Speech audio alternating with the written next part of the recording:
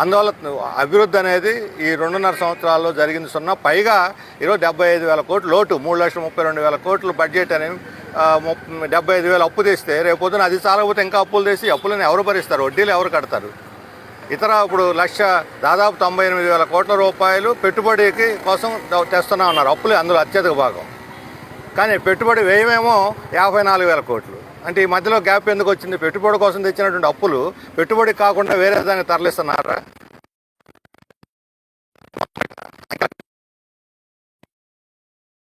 ముఖ్యంగా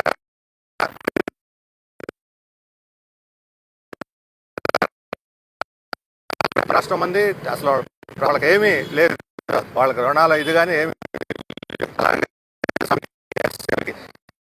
యూత్ వాళ్ళకి నిరుద్యోగ వృత్తి ఇస్తూ ఉన్నారు.